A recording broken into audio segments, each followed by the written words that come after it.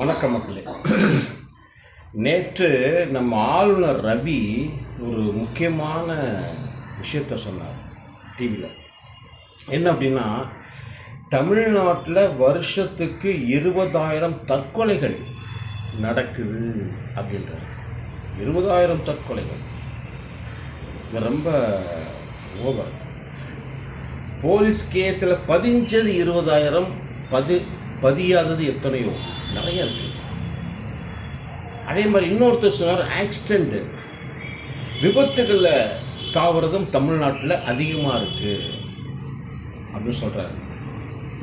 இதில் வேற ஆணவ கொலைகள், ஜாதி மத சண்டை கொலைகள், இந்த சாவுகள் அதிகமாக இருக்கு, நோய் சாவுகளும் அதிகமாக இருக்கு. இதை நான் 20 வருஷமாக சொல்கிறேன். இந்தியாவில் நோய் சாவுகள், தற்கொலை சாவுகள், ஆக்சிடென்ட் சாவுகள், ஆணவ கொலைகள் அதிகமாக இருக்குது. இது குறைப்பதற்கு ஒரே வழி வீரக்கலை பயிற்சி தான் சொல்கிறேன். யாரும் கேட்கல. இது கேட்காத வரை இது இன்னும் அதிகமாகத்தான் ஆகும். சரி, எப்படி இப்போ கொஞ்சம் பிரித்து வரும். தற்கொலை ஏன் பண்ணுறான் ஒருத்தன்? தன்னம்பிக்கை இல்லை, தன்னை நம்புகிற நம்பிக்கை இல்லை. எந்த கஷ்டம் வந்தாலும் அதை உயிரோடு இருந்து சமாளித்து சாதிக்கணுன்ற அந்த தைரியம் இல்லை, முன் யோசனை இல்லை. எதை செஞ்சால் எப்படி நடக்கும், எப்படி போகலாம் அப்படிங்கிற அந்த ஐடியாவும் இல்லை, முன் யோசனை. ஆனால் இதெல்லாம் சும்மா நீ தன்னம்பிக்கையோடு இரு, நீ முன் யோசனை பண்ணு, வாயில் பேசினாலாம் சரியாக வராது. இதுக்கு பயிற்சி இருக்குது. ஒரே பயிற்சி வீரக்கலை பயிற்சி தான், வேறு பயிற்சி அல்ல. அதில் இப்போ நான் சில ஒரு விஷயம் பண்ணி காட்டுறேன். தன்னம்பிக்கையை வளர்க்கக்கூடிய பயிற்சி. இன்னொன்று, ஆக்சிடென்ட் விபத்துகள் ஏன் நடக்குது? கவன சிதறல் இருக்கு, கவனமாக இல்லை, கான்சென்ட்ரேஷன் இல்லை. கவனித்து கரெக்டாக ஒரு சைடில் ஃபோக்கஸ் பண்ணோமா அது கரெக்டாக சக்ஸஸ்ஃபுல்லாக முடிக்கணுன்ற அந்த எண்ணம் இல்லை. கவன சிதறல், ஓட்டிக்கிட்டே இருக்கும்போது என்னத்தையோ நினைப்பான், மைண்டு எங்கெங்கேயோ போயிட்டு வரும். அதில் இதை கோட்டை விட்ருவாங்க, இந்த அளவுகளை கோட்டை விட்ருவாங்க. இதுதான் ஆக்சிடென்ட் நிறைய நடப்பதற்கு காரணம், கவன சிதறல்கள். ஸோ இப்போ கவனத்தை உருவாக்குவது எப்படி? நமக்கு கவனத்தை, கான்சன்ட்ரேஷனை அதிகப்படுத்துவது எப்படி? அதுக்கும் பயிற்சி இருக்குது. இதெல்லாம் வாயில் சொன்னால் புத்தகம் படித்தாலும் எனக்கு கதாவாது. பயிற்சியின் மூலமும் தான் இந்த தன்னம்பிக்கையை, கான்சன்ட்ரேஷனை வளர்க்க முடியும். ஜாதி மதங்களை இல்லாமல் ஆக்கலாம், எல்லாத்தையும் ஒன்றாக்கிடணும். எல்லாத்துக்கும் ஆன்மா ஒன்று தான், அந்த சக்தி ஒன்று தான். இந்த சக்தி, மனித சக்தி இருக்குது, அந்த ஸ்பிரிச்சுவல் பவர், அது எல்லாத்துக்கும் ஒன்று தான். அதை டெவலப் பண்ணிட்டோம்னா ஜாதியும் கிடையாது, மதமும் கிடையாது, எல்லா மனிதர்களும் ஒன்று தான். அது இல்லாதனால தான், அந்த ஸ்பிரிச்சுவல் பவரை உணராதனால தான் அங்கே ஜாதி மதத்தை தூக்கி நான் பெரியவன், நான் சின்னவன் அப்படி போயிடுறாங்க. அதனால் இந்த நாளையும் நாம் உருவாக்க வேண்டும். எது?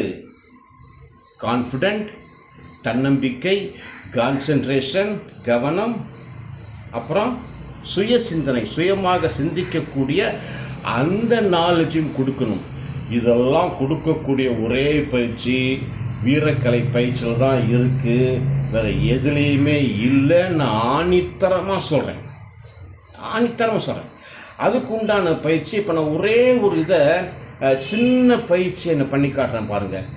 சில விஷயம் இதில் நான் செய்ய போகிற இந்த அசைவுகளே நான் திருப்பி செய்வேன். ஏன்னா நாம் கைகாலை வச்சு நம்ம எந்த அளவுக்கு அசைக்கிறோமோ அந்த அளவுக்கு தான் நமக்கு தைரியம் வரும், கான்சன்ட்ரேஷன் வரும், இல்லைன்னா வராது.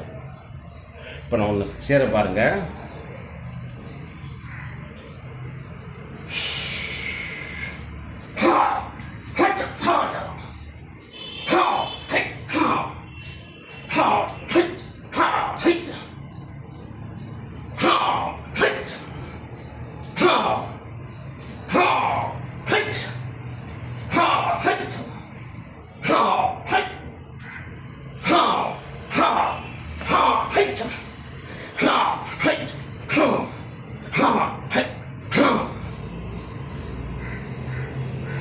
அவ்வளோதாங்க நான் செஞ்சேன்ல.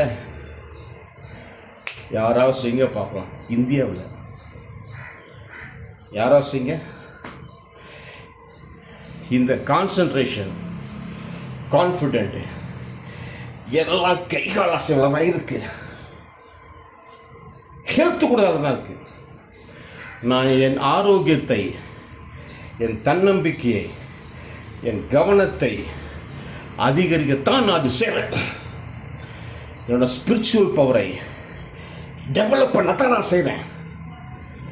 இல்லை இது வெயிட் லிஃப்டிங்கில் இருக்குது, யோகாவில் இருக்குது, வாக்கிங்கில் இருக்குன்னு சொல்லுங்கள், டெஃபினிஷன் செய்து காட்டுங்க, நான் கேட்குறேன். இல்லை, அங்கெல்லாம் இல்லை. நான் எல்லா பயிற்சியும் பண்ணி பார்த்துட்டேன். நான் செய்யாத வெயிட் லிஃப்டிங் கிடையாது, நான் செய்யாத பார் எக்ஸசைஸ் கிடையாது, நான் செய்யாத யோகா கிடையாது. கலரி, சிலம்பம், குத்துவரிசை, அடிமுறை, கராத்தே, குங்ஃபு எல்லாம் பண்ணிட்டேன். என்னோட வயசு சின்ன வயசில் 3000 சிட்டப்ஸ் போடுவோம். என்னோட 20, 21, 22 வயசுல 3000 சிட்டப்ஸ், ஜம்பிங் சிட்டப்ஸ் போடுவோம். ஜம்பிங் சிட்டப்ஸ் போடுவோம் 3000. யார் போடுவான் இந்த காலத்தில்? புஷ்ஷப் படித்தா 1000 கணக்காக அடிப்பான். எங்கள் சின்ன வயசில் எல்லாம் பண்ணி பார்த்துட்டேன். எல்லாம் பண்ணி பார்த்த பிறகு தான் எது மனிதனுக்கு உகந்த பயிற்சின்னு ஒரு தெளிவு வந்துச்சு. எதை நான் பயிற்சி பண்ண வேண்டும் வரும்போது, உடற்பயிற்சி என்பது அறிவார்ந்து இருக்கணும், அறிவுபூர்வமாக இருக்கணும். கைகால் அசைப்பது எதுக்கு அசைக்கிறோம், ஏன் அசைக்கிறோம், அந்த இது இருக்கணும். ஒன்றுமே இல்லாமல் சும்மா மாங்கு செய்வதில் எந்த பிரயோஜனமும் அல்ல. சரி, இப்போது விஷயத்துக்கு வரேன். நான் இந்த பஞ்சு ஓங்கி குத்துலாம் என்னோட ஆரோக்கியத்துக்கு தான். அதே சமயம் யாராவது சண்டைக்குன்னு வந்தாங்கன்னா ஒற்றை குத்து, கில்லிங்க ஃபிட்டு. பட் அதற்காக நான் பயிற்சி பண்ணலை. என் ஆரோக்கியம் இதில் தானே இருக்குது. கை கால சேவை ஆரோக்கியம் இருக்குது, வேறு எதுலேயுமே இல்லைங்க. இதை சொல்லத்தான் போராடுறேன். தயவுசெய்து புரிஞ்சுக்கோங்க. தமிழ்நாட்டில் தற்கொலைகள் குறைய வேண்டும் என்றாலும், விபத்து சாவுகள் குறைய வேண்டும் என்றாலும், ஆணவ கொலைகள் குறைய வேண்டும் என்றாலும் பயிற்சி தான், வீரக்கலை பயிற்சி தான், வேறு வழியே இல்லை. உதாரணம் சைனா, ஜப்பான், கொரியாவை தான் நான் திருப்பி சொல்லணும். வேறு எந்த நாடும் பெருசாக செய்யலை. அந்தந்த நாடுகள் வேறு ஒரு வகையில் பயிற்சி பண்ணிட்டு போகிறாங்க. ஆனால் மார்ஷல் ஆர்ட் இப்போ தான் புரிஞ்சுட்டு லேசாக பண்ணுறாங்க. ஆனால் அறிவார்ந்து யாரும் பண்ணலை. அறிவார்ந்து பண்ணுறவங்க சைனா, ஜப்பான், கொரியா, உலகம் பூரா.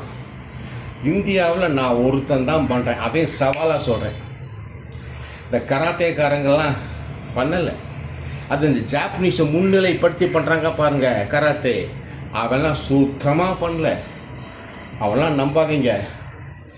எவன் ஜாப்பனீஸை முன்னிலைப்படுத்தி ஷிட்டோரியோ, கோஜுரியோ, வாடோரியோ, அந்தோரியோ, ஷோல்ரியோன்னு ஒரு ஜப்பான்காரங்க முகத்தை காட்டிட்டு பெரிய போர்டை போட்டு கிளாஸ் எடுக்கிறாங்க, அவங்களாம் வேஸ்ட்டு. நம்பாதீங்க அவங்கள. நான் இந்தியாவோட புகழை உலக அளவு கொண்டு போகணுன்னு சொல்லிட்டு நான் இயங்குகிறேன். அவங்களாம் இந்தியாவுக்குள்ளே ஜப்பானை கொண்டு வர்றாங்க, சைனாவை கொண்டு வர்றாங்க. நான் அதை விரும்பலை. இந்தியாவிலேயும் அறிவுபூர்வமாக செய்யக்கூடிய மாஸ்டர்ஸ் இருக்கிறாங்கன்னு நான் காட்டுறேன். இருக்கிறோம், அதை காட்டணும்.